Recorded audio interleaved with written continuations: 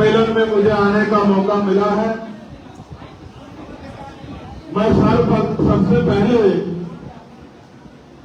तो यहाँ के मंडल और जिला कमेटी के साथियों का बहुत बहुत धन्यवाद करता हूं।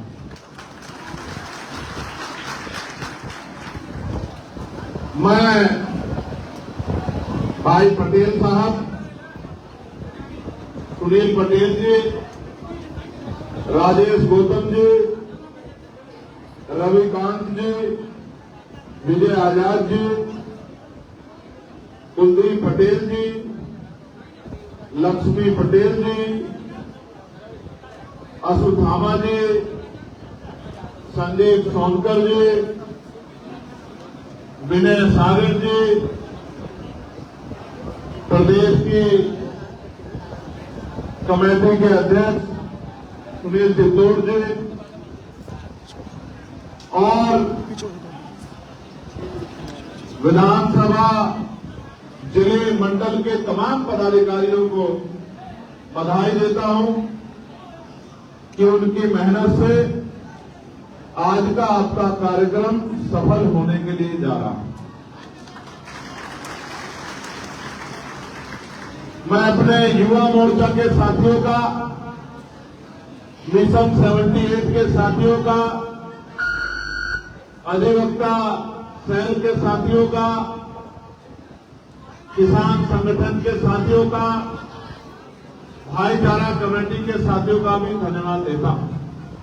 ये बात सच है कि यहां गर्मी बहुत है, लेकिन ये भी करवा सकते हैं कि बाहर भी पैर रखने की जगह नहीं है। जब आप निकलोगे आप देख लोगे।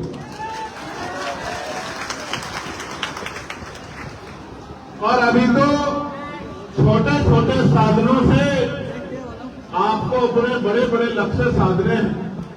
तो इस गर्मी से, कुर्सी की कमी से, जगह की कमी से हिम्मत हारने की जरूरत नहीं।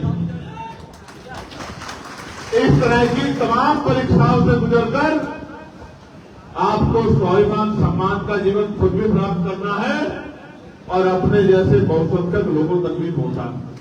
प्यारे भाइयों, मैं अपनी बात को शुरू करने से पहले समय समय पे दुनिया में जन्मे सभी संतों, गुरुओं और महान पुरुषों को भी नमन करता हूं। महामानव तथागत बुद्ध से लेकर जगत गुरु सतगुरु रविदास जी महाराज, भगवान वाल्मीकि महाराज, गुरु नानक देव, संत कबीर, संत गाडगे जी महाराज, नारायण गुरु घासीदास, सामाजिक परिवर्तन के महान योद्धा और शिक्षा के अग्रदूत राष्ट्रपिता ज्योतिबा फूले, मां सावित्रीबाई फूले, आरक्षण के जनक और सामाजिक न्याय के पुरोधा छत्रपति साहू जी महाराज, देश को एक सूत्र में पिरोने वाले भारतीय संविधान के निर्माता, करोड़ों नारियों के मुक्तिदाता, शोषितों वंचितों के महानायक डॉक्टर बाबा साहब अम्बेडकर को भी नमन करता हूं। मैं नमन करता हूं महान सम्राट अशोक जी को, और मैं नमन करता हूं जिन महानायक की मूर्ति पर आज मैं माल्यार्पण करके यहां पहुंचा हूं। बटे हुए भारत को मोतियों की तरह पिरोने वाले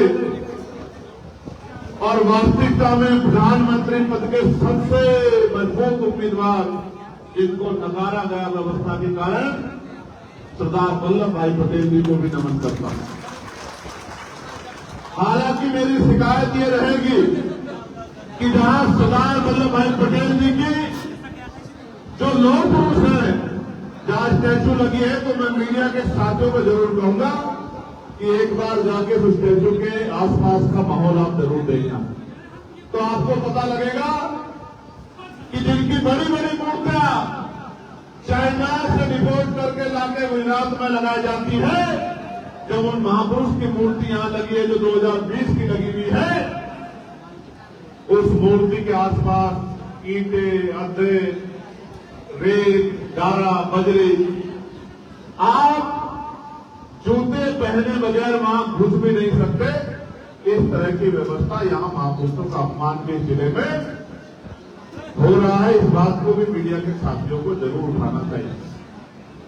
हालांकि मुझे विश्वास है कि जिस मांग को मैं उठाता हूं और कोई काम बाद में करना पड़े, उस मांग की तरफ पहले ध्यान देना पड़ता है।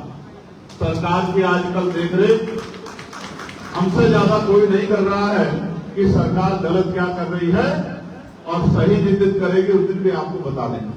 अभी तो सही नहीं कर रहे। प्यारे साथियों, मैं महामना रामचंद्र वर्मा जी को भी याद करता हूं, मैं चौधरी महाराज सिंह भारती जी को भी, मैं पहले यादव जी को भी, ईवी प्रजा रामानायकर स्वामी जी को भी, बाबू जगदेव प्रसाद कुशवाहा जी को भी, जननायक कपूरी ठाकुर जी को भी, मां फातिमा शेख जी को भी, मां मंतिकाबाई लोधी जी को भी, मां झलकारी बाई कोरी जी को भी, मैं तमाम उन वीरांगनाओं को, जिनमें मां फूलन देवी भी है, नमन करता हूं, जिन्होंने अपने साहस, अपने पराक्रम से लोगों को रास्ता दिखाने का काम किया। मैं बाबू श्री व्यास जोशिया जी को, संत रामप्रिय प्रजापति जी को, मान्यवर दीना भाना वाल्मीकि जी को और मान्यवर साहब श्री काशीराम अपने गुरु और भगवान बिरसा मुंडा जी को भी याद करता हूं। प्यारे साथियों, मैं इन महापुरुषों का जिक्र बार बार इसलिए करता हूं कि जो आने वाली पीढ़ियां हैं और वर्तमान की जो नौजवान नेतृत्व है, जब तक वो अपने महापुरुषों को पढ़ेगा नहीं, अपने महापुरुषों को जानेगा नहीं, मुझे नहीं लगता कि वो अपने महापुरुषों के रास्ते पे चल सकता। अपने महापुरुषों के रास्ते पे चलने के लिए उनको अपने महापुरुषों को पढ़ना पड़ेगा, जानना पड़ेगा, उनके संघर्ष को समझना पड़ेगा और उनके दिखाए रास्ते पे चलना पड़ेगा, तभी जाके आंदोलन सफल हो सकते। इसके अलावा कोई रास्ता नहीं।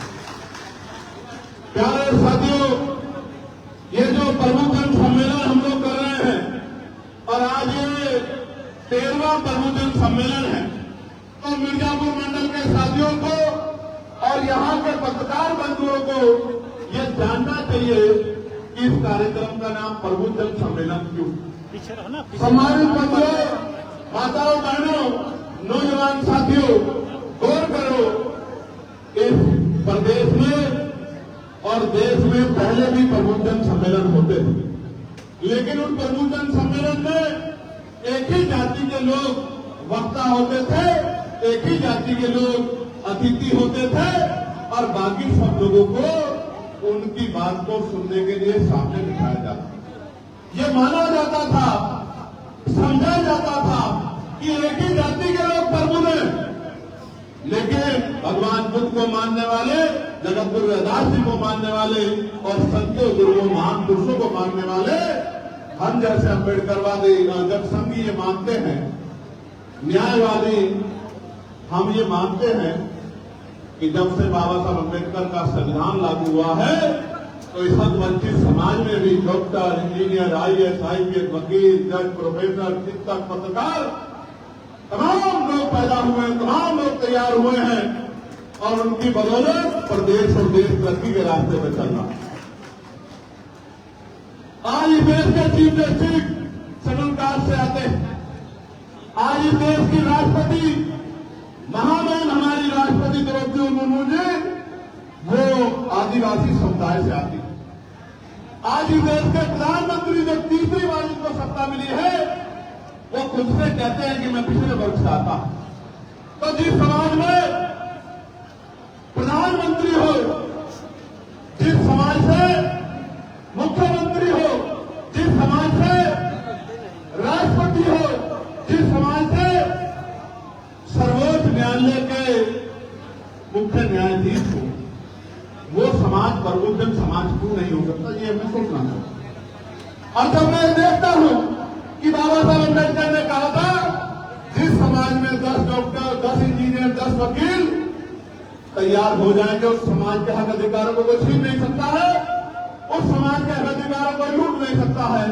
तो मैं मानता हूं कि हमारे लोगों में भी आज लाखों जन तैयार हो गए हैं। बस वो प्रबुद्ध लोग अपनी जिम्मेदारी को समझ लें।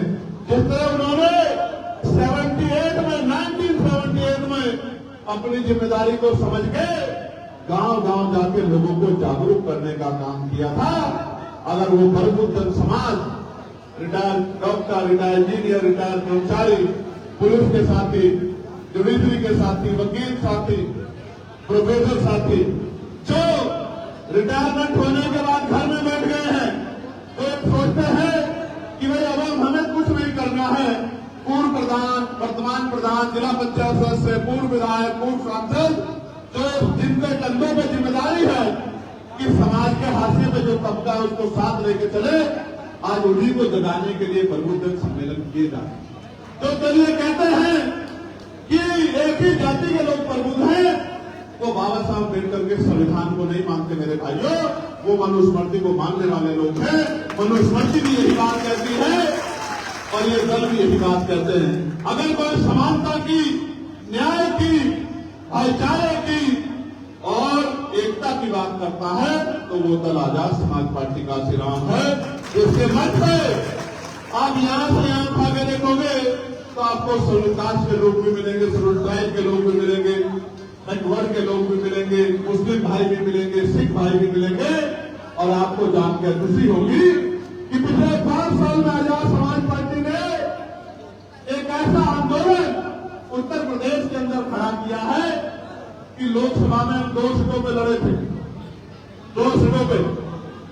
एक सीट जो पश्चिम में लड़ा आजाद समाज पार्टी का ये कार्यकर्ता, और दूसरी सीट जो हम डुमरिया में सिद्धार्थ नगर में नेपाल बॉर्डर पे आकर लड़े थे। क्योंकि मीडिया ये कहता है, मीडिया का काम है अपने मालिकों के नारे पे हमारे दल की बुराई करना, हमारे दल को छोटा दिखाना, उसका उपहास लाना। तो मीडिया कहता है कि आजाद समाज पार्टी पश्चिम का दल है, पश्चिम में इसकी जड़ें मजबूत हैं, इसलिए हम दूसरा चुनाव जब लड़े लोकसभा का, दूसरी सीट पर डुमरियागंज में जाके, तो एक सीट पे हमें 5 लाख से ज्यादा वोट मिले और आपका ये कार्यकर्ता लोकसभा पहुंचा। और दूसरी तरफ डुमरियागंज में 80,000 से ज्यादा मत लेके हमारी पार्टी का प्रत्याशी तीसरे नंबर पर पहुंचा और राष्ट्रीय पार्टी के लोग चौथे 5वें नंबर पर पहुंचे। प्यारे साथियों, ये जंगल में जो मंगल हुआ है, ये इन बहादुर नौजवानों की मेहनत से हुआ है, इनके संघर्ष से हुआ। प्यारे भाइयों, मुझे बहुत सारी बातें कहनी है, लेकिन सबसे पहली बात आपके लिए जिम्मेदारी के तौर पे ये कह रहा हूं कि साथियों, जब इस आंदोलन की शुरुआत हुई थी, हर तीसरा आदमी कहता था कि चंद्रशेखर के साथ नौजवान लोग हैं, युवा लोग हैं। ये कह के पता नहीं वो क्या साबित करना चाहते थे। या तो वो ये कहना चाहते थे कि युवा कमजोर होता है, या वो ये कहना चाहते थे कि युवा गैर जिम्मेदार होता है, क्या वो ये कहना चाहते थे कि युवा कुछ कर नहीं सकता है। आज मैं उनको कहना चाहता हूं, इन्हीं युवाओं के बदौलत और समाज के उस मजबूर संघर्षशील तबका जो उम्र में तो 50 के करीब पहुंच गया, 60 के करीब पहुंच चुका, लेकिन महापुरुषों के मिशन को चलाने के लिए उनका दिल युवा वाला है। इन तमाम साथियों के बदौलत बड़े बड़े पैसे वाले, पावर वाले, बड़े बड़े नाम वाले दलों को पटखनी देते हुए आजाद समाज पार्टी ने अपना लोहा मनवाने का काम।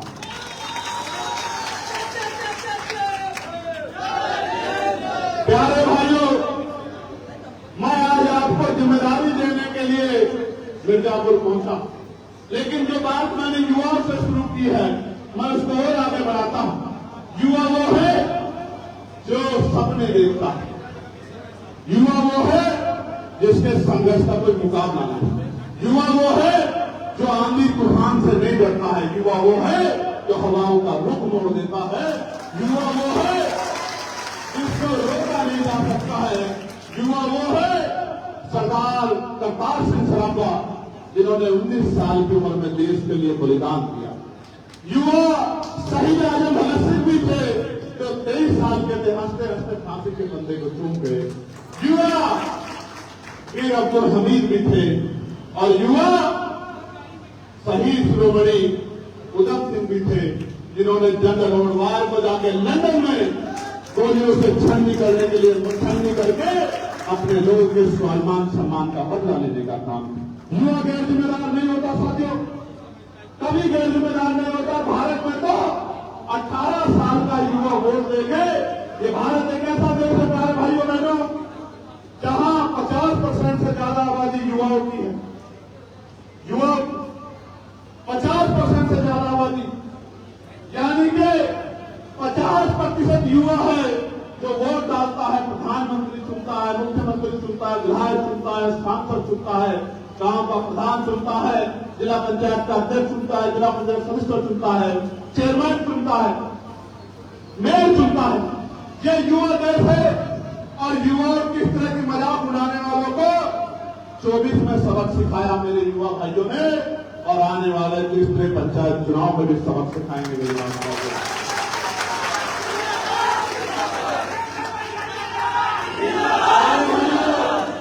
मैं आपसे आग्रह करूंगा कि ना ताली बजाना ना नारा लगाना, बस मेरी बात पे गौर करना।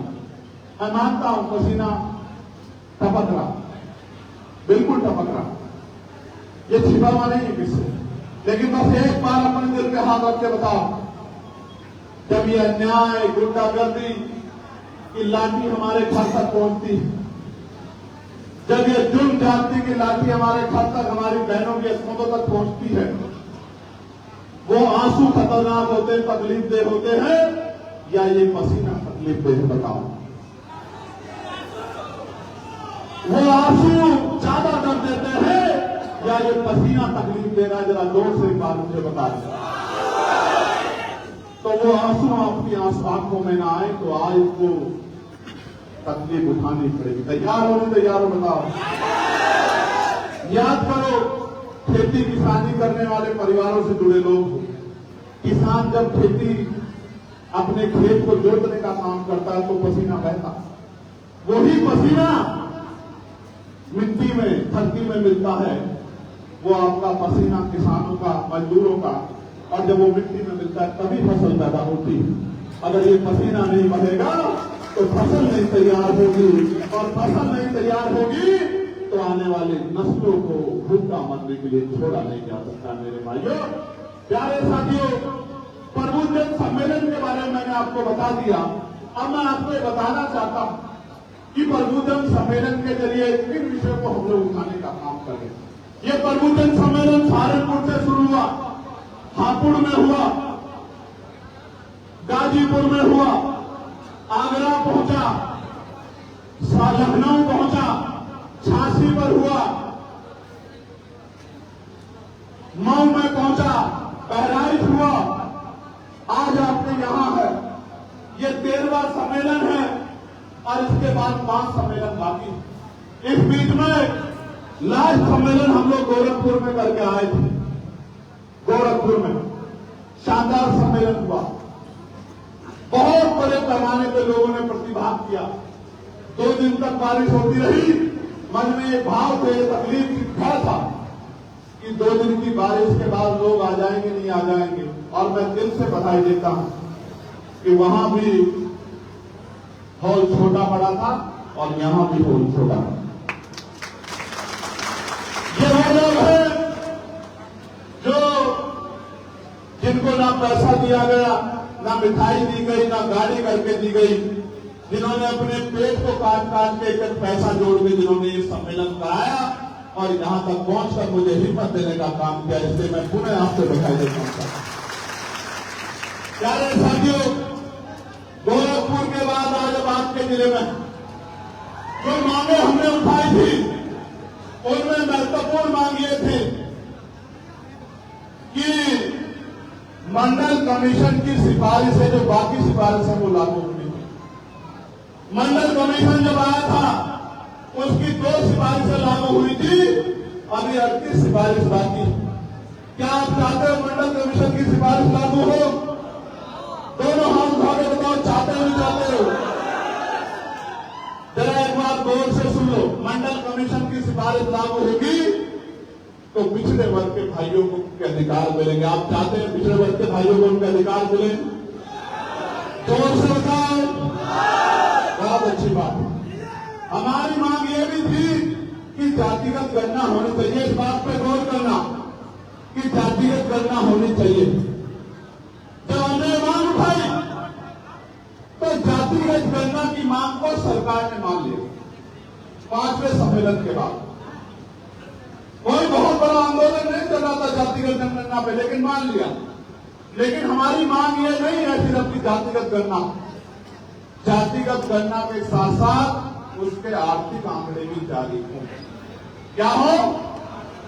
आर्थिक आंकड़े। कैसे?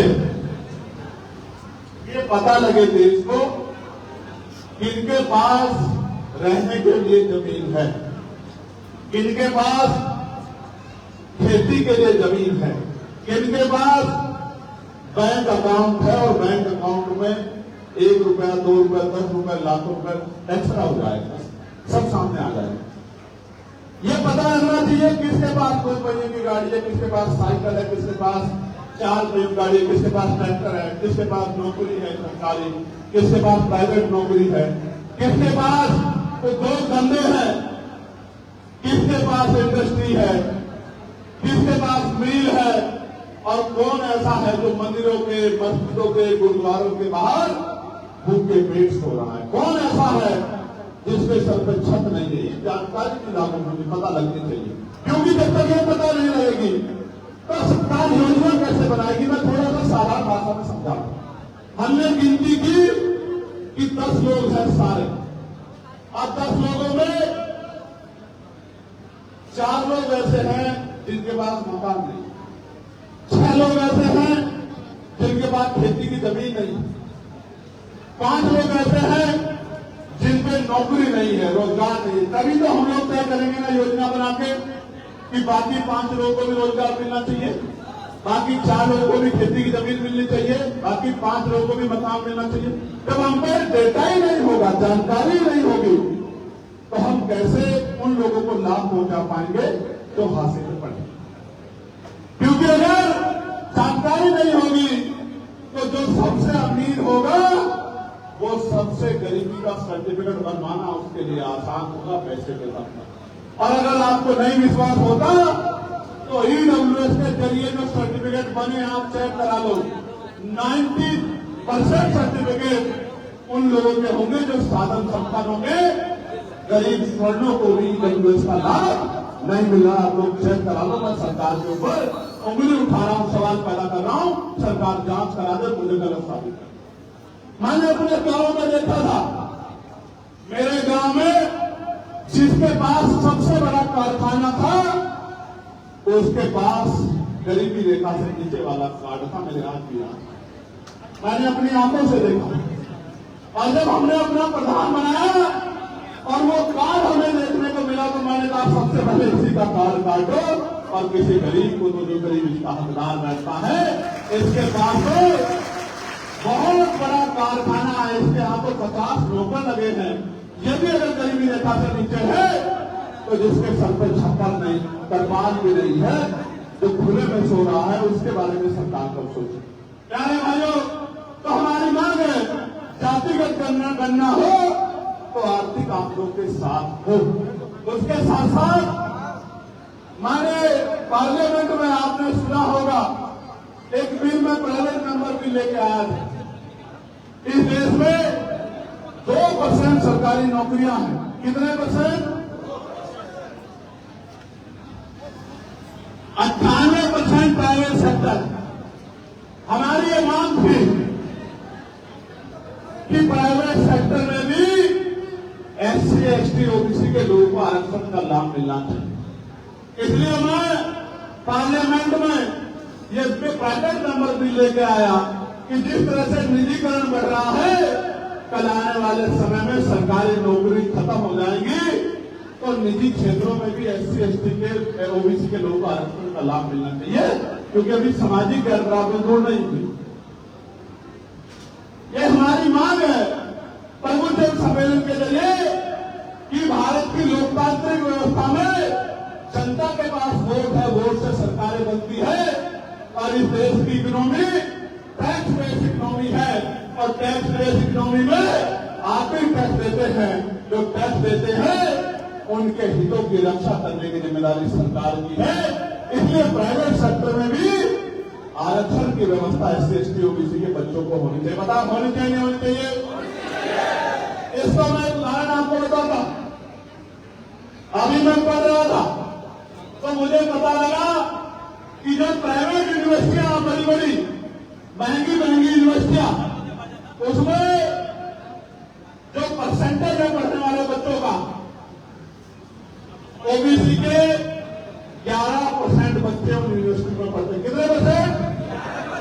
जोर से बताओ, जोर से बताओ, और जोर से बताओ। और SC ST के तो 1% भी बच्चे उन यूनिवर्सिटियों में नहीं पढ़ते। क्यों नहीं पढ़ते आप समझो? इसलिए नहीं पढ़ते क्योंकि उनकी फीस बहुत महंगी है और यहां तो रोटी खाने के भी लाले गरीबों के ऊपर पड़े।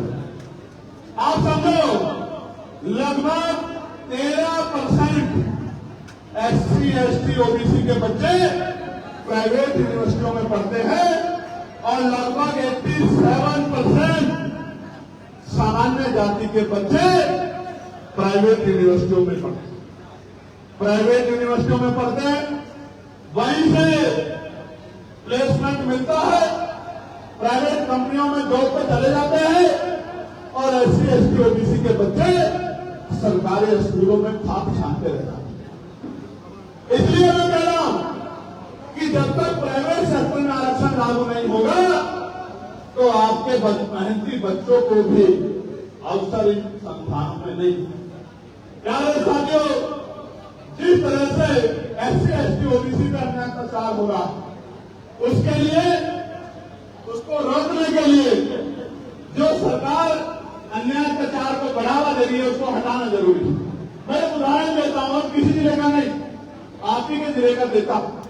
प्रदीप पटेल के साथ क्या हुआ? क्या हुआ प्रदीप पटेल के साथ? क्या हुआ? मछली पकड़ने गया, उसका साथी हाथ जोड़कर आज इसकी जान पकड़ दो, लेकिन पीट के उसको डुबो को मार। ये हुआ। और ये छूट कैसे मिली? इतना दम कहां से, इतनी शक्ति कहां से आई कि सामंती इस तरह की घटना को अंजाम दे दे, अपने गुर्दों को कहने कि पीट के मार देना, डुबो देना, कोई कुछ नहीं कर सकता तुम्हारा।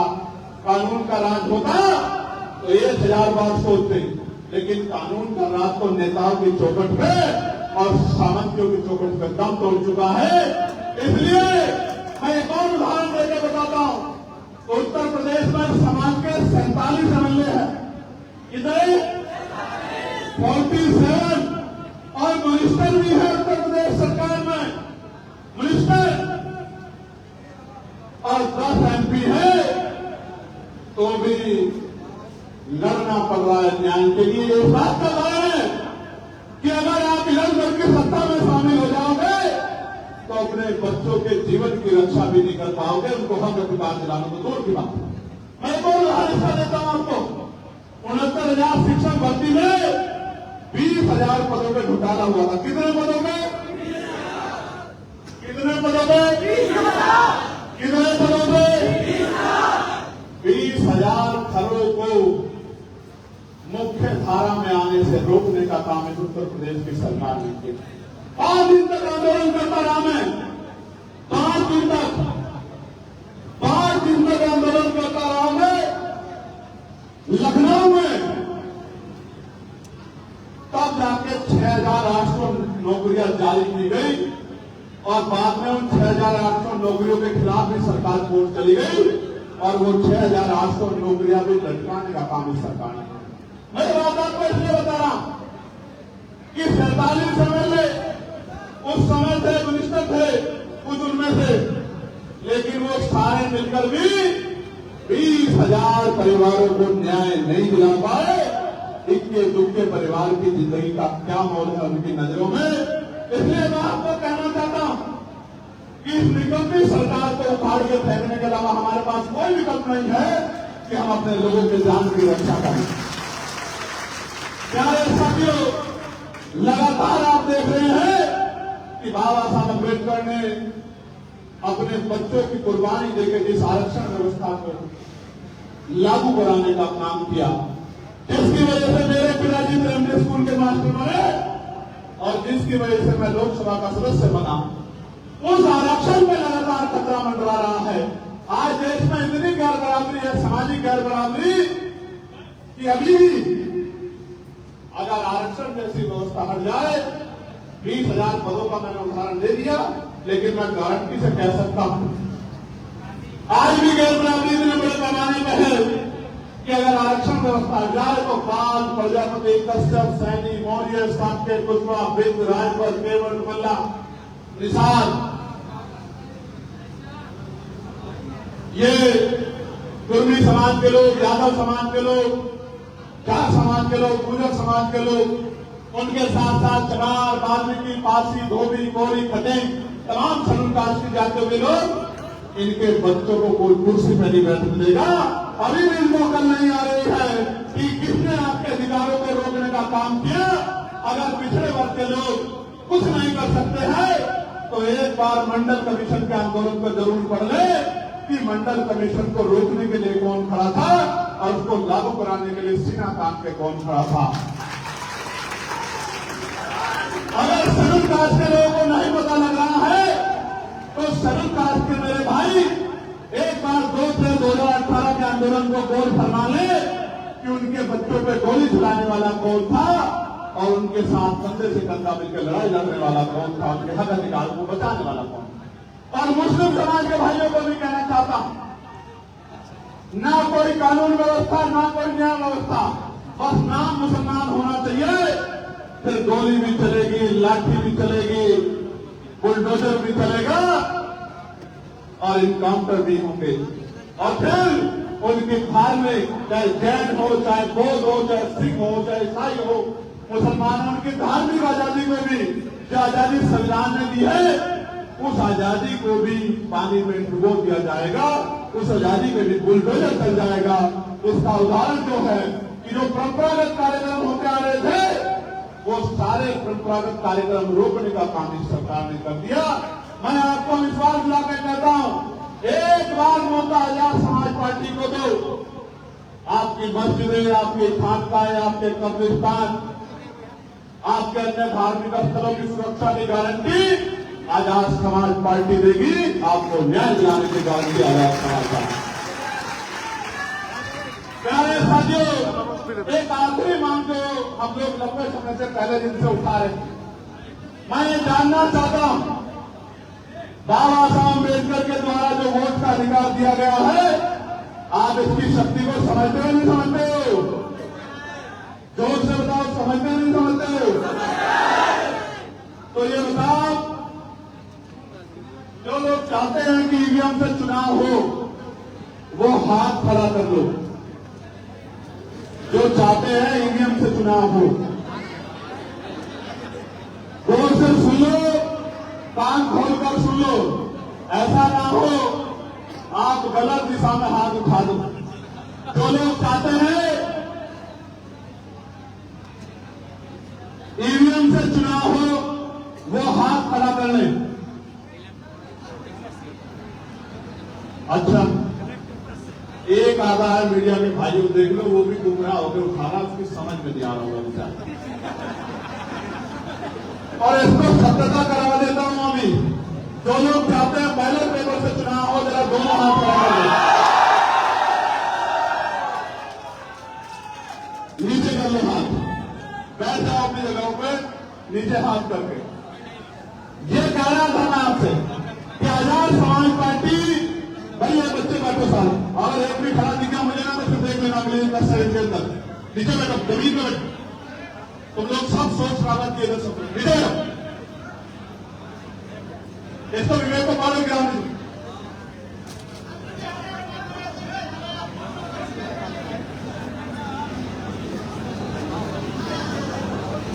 अभी बहुत चप्पल घिसनी पड़ेगी। नीचे बैठो, आराम से, कपड़े नहीं पहनेंगे तुम्हारे, नीचे बैठो। आंदोलन है, इस आंदोलन के लिए तैयार हो जाओ। इस भट्टी में, संघर्ष भट्टी में तपने के लिए तैयार हो जाओ, तभी सोना बनोगे। वरना कोयला बन जाओगे, कोई नहीं पूछेगा। यहाँ पर कोयले के भी दाम भी है, आपका कोई दाम नहीं लगेगा अगर आप समझदार नहीं बनोगे। पड़ोसी मार के बैठो, घबराओ मत, इन्हें देखो नौजवानों को किचन में बैठे, आप लोग को फिर भी चादर बैठो, ढंग से बैठो। बस कंधे पे आके हाथ रखते जब किसी को मुझे बिठाना पड़ा तो फिर देख लेना।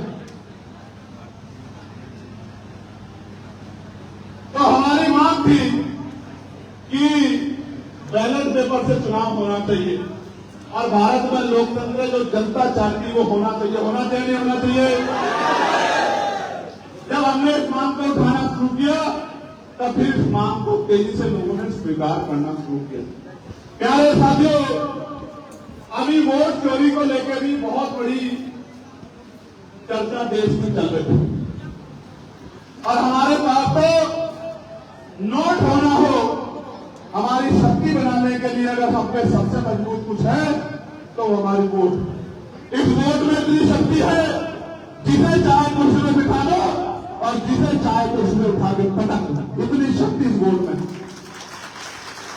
लेकिन सम्मानित साथियों, अब इस वोट की रक्षा कैसे करोगे? इस वोट की रक्षा ऐसे होगी जब आप सब लोग, जो एक नारा मैंने एक हफ्ते 10 दिन पहले दिया कि हमें इस वोट की रक्षा, माननीय काशीराम साहब कहते थे बैलेट के साथ साथ बुलेट की तैयारी भी करनी पड़ेगी, कहते थे नहीं कहते थे? लेकिन मैं आपसे कह रहा हूं बैलेट के साथ साथ हमें वोट की रक्षा की तैयारी भी करनी पड़ेगी। कैसे? आपके बूथ पे, वार्ड में जो पढ़े लिखे नौजवान हैं कंपटीशन की तैयारी कर रहे हैं, 11वीं में है, 12वीं में है, 10वीं में है, 18 साल पार हो गए हैं, जो झंडा उठाकर मेरी एक आवाज पर दिल्ली तक चले जाते हैं, लखनऊ तक चले जाते हैं, जो मुझे देखने के लिए आंधी तूफान में खड़े रहते हैं, जो मेरी एक आवाज पर अच्छे से अच्छे ताकतवर जालिम को मुंह तोड़ जवाब देने के लिए तैयार रहते हैं। उन भाइयों से कह रहा हूं जो मेरे सामने बैठे हैं, भले मेरा नारा मत लगाओ, जिंदाबाद मत करो, मुझे माला ना पहनाओ, मुझसे मिलो मत, लेकिन अगर सच में मुझसे प्यार करते हो तो इस समय को बर्बाद मत करो।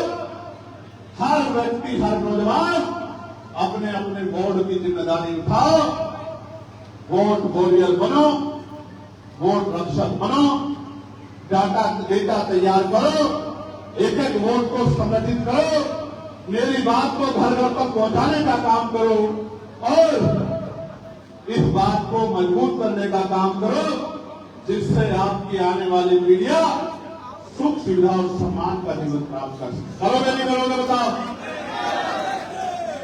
कैसे आप आज मोटरसाइकिल लेकर दौड़े?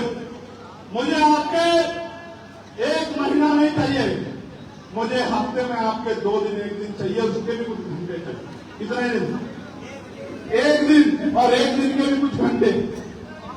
दूर मत जाओ, मैं जानता हूं आपकी जेब में पैसे नहीं होते, कहां से लाओगे पैसे, मैं जानता हूं।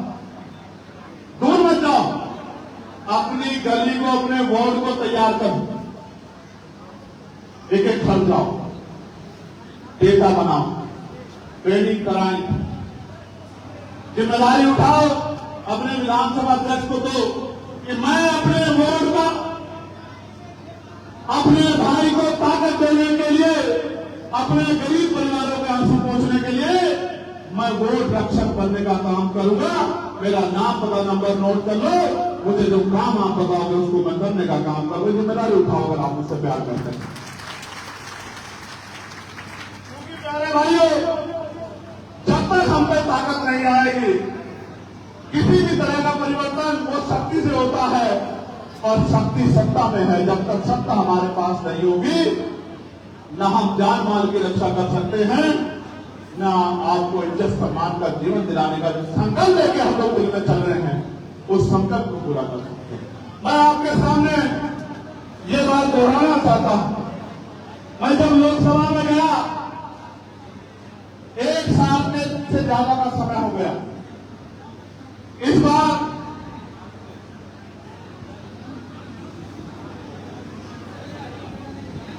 हम विपक्ष के साथी ऐसा यहां पे चर्चा के लिए नारेबाजी करते रहे, सदन नहीं चला। लेकिन मैंने देखा सरकार ने अपने सारे बिलों को पास करा दिया। यानी कि अगर आप सत्ता में हैं तो फिर आपको अपनी पॉलिसी बनाने से कोई नहीं रोक, ठीक है। इसलिए मैं आपसे कह रहा हूं, इसलिए मैं आपसे बार बार कह रहा हूं कि कुछ देर और तकलीफ सहनी पड़ेगी, हिम्मत दिखाओ। इसलिए मैं आपसे बार बार कह रहा हूं कि दौड़ने से काम नहीं चलेगा, सिर्फ कुछ काम करके भी दिखाना पड़ेगा। मैं अकेला चला गया और आपकी बात को उठाने का काम कर रहा हूं, ये एक बात है। लेकिन मैं अकेला बना रहूं, वहां हमारी संख्या ना बढ़े, ये दूसरी बात है। मैं अकेला बना रहूं, ये एक बात है, और मेरे जैसे और 10, 20, 50 लोग वहां पहुंचे, ये संकल्प हमारे मन में है कि 10, 20 और 50 ऐसे विचार कराएंगे लोग वहां पहुंचना चाहिए। फिर आप देखना, जब अकेला चंद्रशेखर एक सेशन में, मैं आपको पढ़ के सुनाऊंगा, इतने मुद्दों को उठा सकता है, आपके 20-50 सांसद होंगे, 80 सांसद है उत्तर प्रदेश में, तो आप देखना सरकार किसी की भी हो, झंडा झंडा बात आपकी भी आगे बढ़ेगी। मेरी बात का मैं आपको उदाहरण बताता हूं, इस सत्र में जब लोकसभा की नहीं चली, हमने किन किन विषयों को उठाने का काम किया। ऑपरेशन सिंदूर पे बहस हुई, हमने para military force, CRPF, CISF, BSF, ITBP, SSB, RRF, तमाम भाइयों के वेतन, क्योंकि उनकी वजह से हम लोग सुरक्षित रहते हैं, उनके वेतन पर जो टैक्स लगा हुआ है, उनके इनकम पे जो टैक्स लगी हुई है, हमने उस टैक्स को खत्म करने की मांग उठाई, जो पार्लियामेंट में किसी भी सांसद ने आज तक नहीं उठाई। ये सीआई और सीआरपीएफ के जवान हमारी रक्षा करते हैं, ये पुलिस के जवान हमारी रक्षा करते हैं, इनकी वजह से हम सुरक्षित रहते हैं। इनके वेतन में भी टैक्स होता है, वो टैक्स जब नेताओं के वेतन पे नहीं है तो इनके वेतन पे भी नहीं होना चाहिए, जो हमारे लिए है, जिसकी वजह से ये सरकार उत्तर प्रदेश की स्कूलों को बंद करने के नाम पर बंद कर रही थी। पार्लियामेंटों के बाहर तख्ती लेके घंटों घंटे खड़े होकर मीडिया के जरिए हमने उस गलत पॉलिसी को रोकने का विरोध किया, और जब पार्लियामेंट चली तो सवाल पूछकर, पत्र लिखकर सरकार को जगाने का काम किया, उनकी गलती का एहसास कराने का काम उनको किया, और उसका फायदा यह हुआ कि अंततः सरकार को वो स्कूल बंद करने का आदेश वापस लेना पड़ा। और आप जानो, सरकारी स्कूलों में किसके बच्चे पढ़ते हैं? किसके बच्चे पढ़ते हैं? अमीरों के तो प्राइवेट स्कूल में पढ़ते हैं 87%, तो सरकारी स्कूलों में किसके पढ़ते हैं? तो ये स्कूल बंद होंगे तो किसका रास्ता बंद होगा? किसके भविष्य में ताला लगेगा? इसलिए लड़ाई लड़ने का काम किया।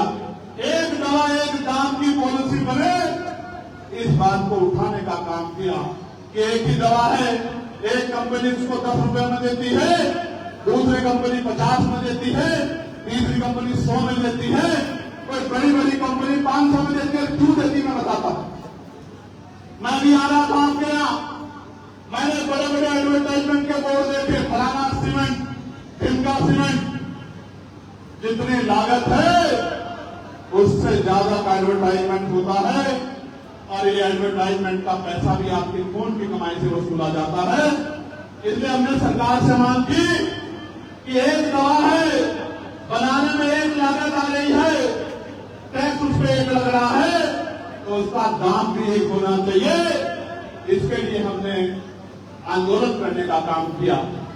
बहन मनीषा तो जो हरियाणा की हमारी बहन थी, आप लोगों ने देखा होगा 9 दिन तक उसकी बॉडी लेकर उसके परिवार के लोग बैठे रहे। उस बहन की आवाज को हमने पार्लियामेंट में उठाने का काम किया, और सरकार को सीबीआई जांच की घोषणा कर दी गई। प्यारे भाइयों, झालावाड़ में स्कूल गिर गया था, स्कूल की छत, 7 मासूम बच्चों की जान चली गई थी। वो झालावाड़ के स्कूल के ऊपर जांच हो और उन बच्चों के परिवारों को मुआवजा मिले और स्कूलों की स्थिति बदली जाए, इसके लिए हमने आंदोलन करने का काम किया। एसएससी के अभ्यर्थियों को, जो एसएससी के बच्चे हैं, उन अभ्यर्थियों को उनकी परीक्षा में जो घोटाला हो रहा है, कभी सेंटर दूर लगा देते हैं, कभी पेपर लीक हो जाता है, कभी कंप्यूटर डिस्टर्ब हो जाते हैं। वो बच्चे आंदोलन कर रहे थे, उनकी मांग को, एसएससी के बच्चों की मांग को भी उठाने का काम किया, सरकार से जवाब मांगने का काम किया। प्यारे भाइयों, अधिवक्ता भाइयों के लिए, मैं खुद अधिवक्ता हूं, हमारी बहन अधिवक्ता साथ पीछे बैठी है, एडवोकेट प्रोटेक्शन एक्ट लागू हो, इसकी मांग को भी जोर शोर से उठाने का काम किया और कानून मंत्री को पत्र लिख के कहा कि इसको लागू करना चाहिए, एडवोकेटों की मांग को मानना चाहिए, क्योंकि एडवोकेट न्याय दिलाने का काम करते हैं, न्याय की मजबूत आवाज होते हैं, उनको संरक्षण और सुधार मिलनी चाहिए। पुरानी पेंशन को, ओपीएस को लागू कराने के लिए आंदोलन करने का काम किया इसी सत्र में कि पुरानी पेंशन हमारे पूर्व कर्मचारियों का अधिकार है और जो वर्तमान में सेवा कर रहे हैं उनका भी अधिकार है। समान काम, समान वेतन और समान सम्मान लागू हो, इस कार्य को भी सरकार द्वारा पॉलिसी बनाई जाए। आप महसूस करना, मैं सरकारी कर्मचारियों का सबसे बड़ा हितैषी, लेकिन आप महसूस करो, एक ऑफिस में अगर 50 कर्मचारी हैं तो 25 सरकारी होंगे और 25 और सरकारी सुविधा ठेकेदारी का होंगे।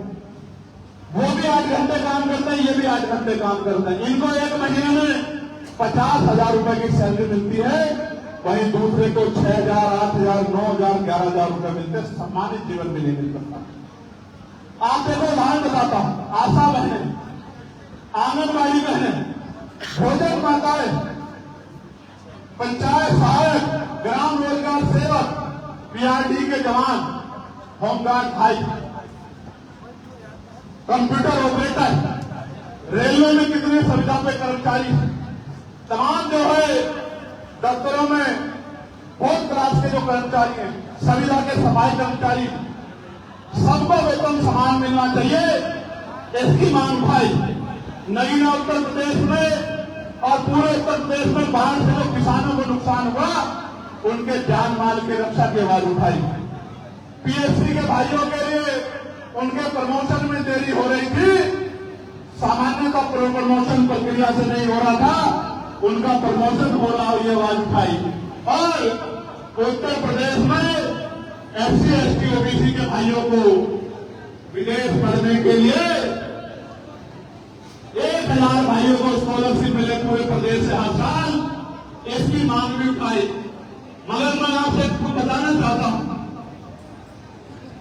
ये मांगे हमने इसलिए उठाई क्योंकि हम सत्ता में नहीं, लेकिन आने वाले कल में अगर आपने अवसर दे दिया तो 3-4 जरूरी काम करेंगे इन मंगों के साथ साथ।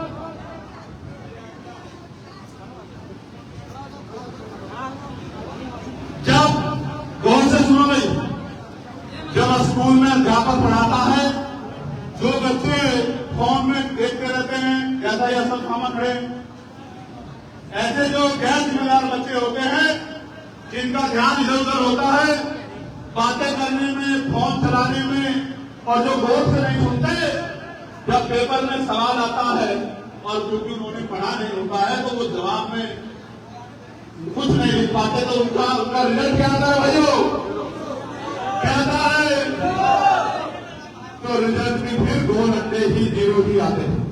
इसलिए मेरी बात को ध्यान से सुनो, जब आप पसीना बहा रहे हो और आपने संघर्ष करके मुझे अवसर दिया है, इस अवसर को एक अवसर के बाद एक अवसर के अंदर मत छोड़ो, इसको विस्तार कर लो और इस अवसर को इतना मजबूत कर लो कि इस बार उनकी संख्या आपके जनप्रतिनिधियों की बढ़ जाए। तीसरे पंचायत चुनाव आ रहा है, आप घर से निकल के बूथ कमेटी, सेक्टर कमेटी बनाना और जो प्रत्याशी आजाद समाज पार्टी के आएंगे उनको वोट की ताकत देना। फिर आप देखना आजाद समाज पार्टी दिन दुगनी रात चौगनी कितनी तरक्की करती है और 2027 में आपकी कितनी मजबूत आवाज बनती है। आप मेरी बात से आगे जब ये ताकत बनेगी भाइयों, तो जो बातें मैंने आपको बताई है उनको पहले ही दिन से उन पे काम करने का काम हम करेंगे। किसानों की आमदनी बढ़ाने का काम करेंगे, न्यूनतम वेतन बढ़ाने का काम करेंगे, ग्राम पंचायतों तक रोजगार पहुंचाने का काम करेंगे। महिलाओं के ऊपर जो कर्ज है विभिन्न समूह के द्वारा जो लाद दिया गया है उस कर्ज माफी के काम को भी हम करने का काम करेंगे। बिजली के दाम कम करेंगे, पेट्रोल डीजल के दाम से हटा के उसके दाम हम लोग कम करेंगे, जनता के लिए सुलभ बनाएंगे और सबसे महत्वपूर्ण 3-4 काम जो करने हैं उनको सुन लो। बेटे बैठ जाओ, बैठ जाओ। मैं तुम्हें सोच रहा हूं कि तुम लड़ाई करके इस प्रदेश का भविष्य बनोगे। लाल आप भाई आप इधर आ जाओ, आप इधर आप थोड़ी मतलब मैंने समझा दूंगा, आप बैठ जाओ। तो मैं आपसे कह रहा जो सबसे इम्पोर्टेंट काम करेंगे, जो करना ही है, सरकारी स्कूल को इतने शानदार बनाएंगे कि 5 स्टार स्कूल भी सरकारी स्कूल के सामने बन के दिखाएंगे। कितने विषय होंगे उतने अध्यापक होंगे, कई अध्यापकों की कमी नहीं होगी। फीस इतनी मिनिमम होगी कि गरीब से गरीब व्यक्ति भी अपने बच्चों को आसानी से पढ़ा पाए। पंखे होंगे, कूलर होंगे, इससे भी काम नहीं चलेगा तो एसी लगाने का काम करेंगे, लेकिन अपने बच्चों को पढ़ाने का काम करेंगे। प्यारे भाइयों, 2000 रुपए नहीं दे पाएंगे अपने घर परिवार के लोगों को, 5 किलो राशन नहीं दे पाएंगे, लेकिन ऐसी शिक्षा देंगे कि 50,000 रुपए की नौकरी करने में आपके बेटे को कोई कठिनाई नहीं आएगी। मेरी बात 2000 रुपए के महीने के सहयोग से आपकी गरीबी नहीं कटेगी, 500 रुपए के 400 रुपए के राशन से नहीं गरीबी कटेगी, लेकिन 50,000 रुपए की नौकरी जब आपका बेटा बेटी करेगा तो आपकी गरीबी के दिन दूर हो जाएंगे और आपको इज्जत सम्मान की जिंदगी भी मिलेगी। मेरी बात का प्यारे भाइयों, सरकारी अस्पतालों में ऐसी सुविधा करेंगे कि प्राइवेट अस्पतालों में ताले लग जाएंगे। मेरी बात को आप याद रखें। प्राइवेट अस्पतालों के परिवारों में कोई बीमार होगा तो अपने बच्चों का इलाज कराने के लिए सरकारी अस्पताल के तरफ दौड़ेंगे। डॉक्टर भी होंगे, सारी मशीनें भी होंगी, टेस्ट भी मुफ्त होंगे, दवाइयां भी मिलेंगी, सुविधाएं भी होंगी और तो हॉस्पिटलों की बिल्डिंग भी ऐसी होगी कि प्राइवेट हॉस्पिटल की ये जो मालिक है उनका कैबिन भी ऐसा नहीं होगा जैसे सरकारी हॉस्पिटल की बिल्डिंग बनाने का काम करेंगे आपके लिए। प्यारे भाइयों, आज जो जुल्म अत्याचार की लाठियां आपकी तरफ उठती है, बहन बेटियों की तरफ उठती है, वचन देकर कह रहा हूं आपको, नोट कर लो, इतनी अच्छी कानून व्यवस्था बनाएंगे किसी सामंती की हिम्मत नहीं पड़ी किसी गरीब की बच्ची की तरफ आंख उठा के देखने वाली बात को। आज जो जमीनें दबा कर बैठे हैं, कल आपकी जमीनें दबाना तो दूर, जिन्होंने जमीन दबा रखी है कागज लेके आपके घरों में घूमते फिरेंगे कि अपनी जमीन वापस ले लो। इससे पहले कि चंद्रशेखर भाई तक की बात पहुंच जाए, अपनी जमीन वापस ले लो। और अन्याय अत्याचार करना तो बहुत दूर की बात हो जाएगी। अन्याय अत्याचार करने वाले प्रदेश छोड़ के भाग जाएंगे, इस बात का भी मैं आपको विश्वास दिलाता हूं। अगर कोई उत्तर प्रदेश में रहेगा तो कानून के राज को सर माथे माफ कर रहे हैं। प्यारे भाइयों, महिलाओं को रोजगार घर पे पहुंचाने का काम करें, पढ़े लिखे नौजवानों को रोजगार से जोड़ने का काम करें, पुरानी पेंशन को 500-700 रुपए से बढ़ा के कम 2100 वृद्धा पेंशन को 2100 रुपए वृद्धा पेंशन करने का काम करें। आशा आंगनबाड़ी बहनों को, भोजन माताओं को, रोजगार, ग्राम रोजगार सेवकों को, पंचायत सहायकों को कम से कम 21,000 रुपए का वेतन दिलाने का काम करेंगे। साथ का भी मैं आपको विश्वास दिलाऊंगा। जितने संविधान ठेकेदारी के कर्मचारियों को पक्का करने का काम करेंगे और सरकारी मुलाजिमों के बराबर तनख्वाह देने का काम करेंगे। साथ का भी आपको विश्वास दिलाऊंगा। लेकिन ये तभी होगा कि नगीना की तरह आप भी अपने मन में संकल्प कर लो कि हमें आजाद समाज पार्टी अपनी पार्टी को ताकत देनी है। अगर मेरे अकेले से मत पड़ता, क्योंकि लोकतंत्र बहुमत का नाम है, तो मैं अकेला इस काम को कर देता हूं। अभी तो मैं अकेला लड़ रहा हूं।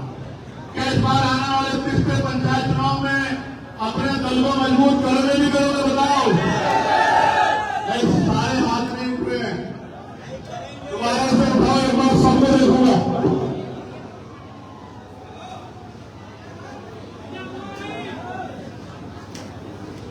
अभी 40 मिनट तक उठा के रखो। जो 40 मिनट उठा के रखेगा उसी का माना जाएगा। नीचे करो। मेरा काम आपको तकलीफ देना नहीं है, आपकी तकलीफ खत्म करना है, आपके आंसू पूछना है, आपके विश्वास को मजबूत करना है, महापुरुषों के अधूरे काम को पूरा करना। मेरा काम ये नहीं है कि मैं आपको तकलीफ दूं।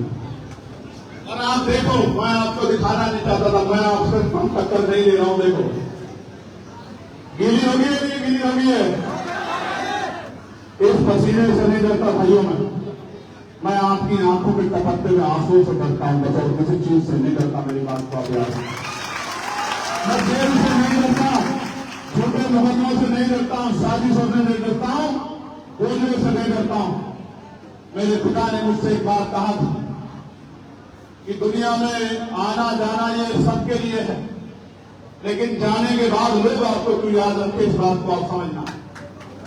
और क्या है भाइयों, जिस दिन गोली लगने के बाद मेरा मुझे जीवन मिला था, उस दिन मैंने ये तय कर लिया था, मुझे महसूस हो गया था कि मेरा जन्म आकर जाने के लिए नहीं हुआ है, आपके आंसू पूछने के लिए और महापुरुषों के काम को पूरा करने के लिए। मेरी माँ बैठी है, मेरी बहनें बैठी हैं, पीछे खड़ी है, गर्मी में परेशान हो रही है। मैं आपसे भी कह रहा हूं, आजादी मांगने से लेकिन तो उसकी कीमत चुकानी पड़ती है। मुझे कल आपसे साथ की जरूरत पड़ेगी। रोज 1 रुपया अपने घर में उठा के रखा करो आजाद समाज पार्टी काशीराम के लिए, अपने आंदोलन के लिए उठा के रखा करो। एक गुल्लक बना लो, किसी डब्बे में रख लो, रोज 1 रुपया। लाखों रुपए नहीं मांग रहा हूं, सैकड़ों रुपए नहीं मांग रहा, रोज 1 रुपया उठा के रखा करो। और जिस दिन आपसे कहूंगा उस दिन उस 1 रुपए को जो इकट्ठा हो जाए, कार्यालय पर आके जमा करा देना, सूद समेत वापस करूंगा, 1000 गुना आपको निकाल कर। आपके बच्चों को नौकरी रोजगार देके, जुल्म जाति की आंधी को आपसे दूर हटा के और आपको स्वाभिमान सम्मान का जीवन देंगे। क्योंकि आंदोलन महापुरुषों का सहयोग से चलेगा। आज भी इस कार्यक्रम को चलाने के लिए हमारे साथियों ने सहयोग इकट्ठा किया होगा। मैं आपका धन्यवाद करता हूं कि आपने मेहनत की कमाई से हमें सहयोग किया।